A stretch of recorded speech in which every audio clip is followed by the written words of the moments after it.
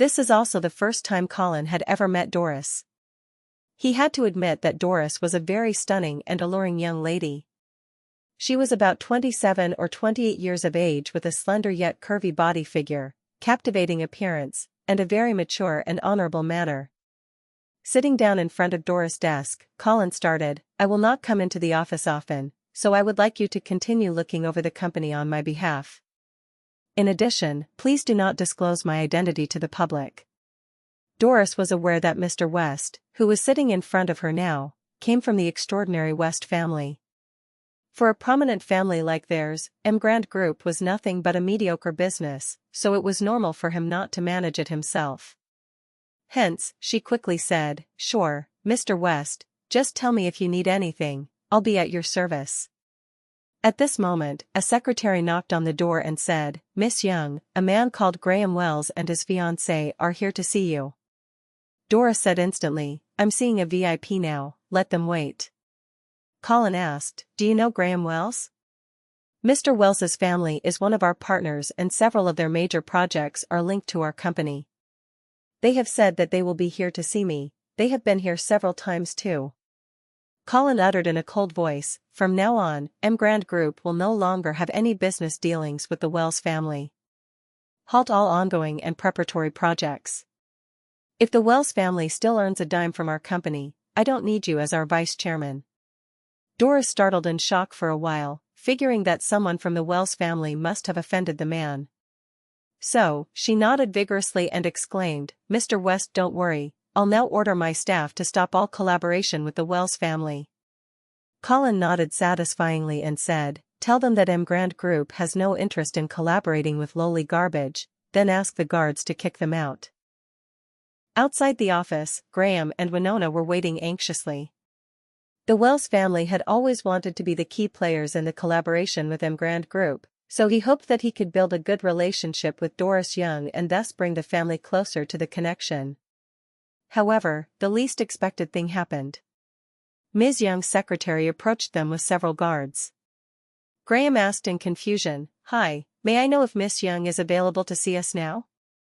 The secretary leered coldly asked him and said, "Sorry, our vice-chairman said that Emgrand Group has no interest in collaborating with lowly garbage like you. From now on, we will cancel all the projects with your family." "What did you say?" Graham gaped in extreme shock and his jaw almost dropped to the floor. Why did he find the remark so familiar anyway? Oh, right. Colin West said the exact same thing when they were in the parking lot. What did Doris Young mean by that? Did she really intend to halt all the collaboration with the Wells family? Graham felt a surge of blood flooding his head, exploding inside. What happened? Cancelled all projects? A large portion of the Wells family's profits came from working with Emgrand. If Emgrand Group terminated their ties, didn't it mean that the family's net worth would be cut by half? He couldn't accept such a cruel fact. He growled loudly, "I want to see Miss Young. I want to ask her in person." The secretary simply glared at him coldly, "I'm sorry, Miss Young will not see you and you're not allowed here in the future." Graham shouted in great dismay, "Are you freaking kidding me? We are a long-term business partner of Emgrand, it isn't up to her to terminate our projects just like that. Don't mess with us." The secretary ignored his screaming and directed the security guards around her, "Kick them out." The head of the security team immediately jumped on them. He grabbed Graham's wrist and twisted it hard behind him.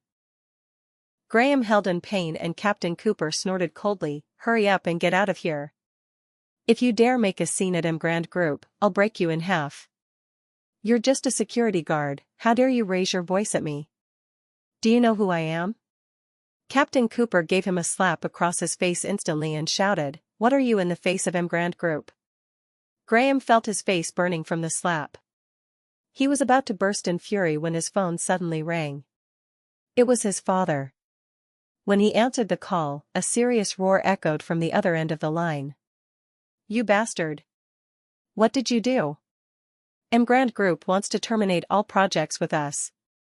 Who on earth did you offend?" Graham whined sorrowfully, "No, Dad, that's not true, I didn't offend anyone. I just came here to see Miss Young, but I haven't even seen her face yet." Graham's father shouted again. The people at Emgrand Group said that they've terminated their collaboration with us because of you, the lowly garbage. It's all because of you that our family is suffering a great loss. Hurry and come back, explain this to your grandfather yourself. Grabbing the phone in a daze, Graham and Winona were forcefully escorted out of Emgrand Group's main entrance. Suddenly, Colin's face appeared in his mind. He turned to Winona abruptly and asked, "Winona, is this because of your loser cousin-in-law? Does he have anything to do with Emgrand Group?" Huh? Winona was obviously taken aback by Graham's remark. When she pondered the circumstances, it might indeed have something to do with the loser, but he was a loser. Thus, she shook her head and uttered firmly, "No, it is absolutely impossible that he has anything to do with Emgrand Group. He's not even qualified to clean their toilets." "You're right," Graham nodded numbly. He hung his head low when he thought about his angry father. "I have to return home right away." Madame Willow was shaking with anger when she heard the news. She wanted to call off Winona's engagement with Graham, but even after the termination, the Wells family was still more prominent than the Willow family and she couldn't afford to lose the ties, so she could only bear it for the moment. Meanwhile, in Doris's office Colin looked impressed and satisfied after he heard about the process. He highly appreciated her rapid and stern attitude in it. He said with a satisfied smile, "Doris, great job, you did well. Starting today, your salary will be doubled." Doris gasped in astonishment. She stood up and bowed respectfully. "Thank you, Mr. West." Colin nodded and continued, "Also, I want you to make 2 announcements." "Yes, please proceed." "The first thing is to announce the change of Emgrand Group's ownership and nomination of the new chairman, but don't disclose my identity.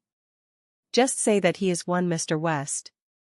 The second thing is the announcement of Emgrand Group investing $2 billion to build a 6-star hotel in Amber Crest, and announcing the tender bidding for partners. Construction and interior decorating companies throughout the city are welcome to bid." The main business of Willow Group was interior design and construction. The old lady would dream of hopping on Emgrand's train. Whoever could win the bidding with Emgrand Group would surely become the most sought-after person in the company.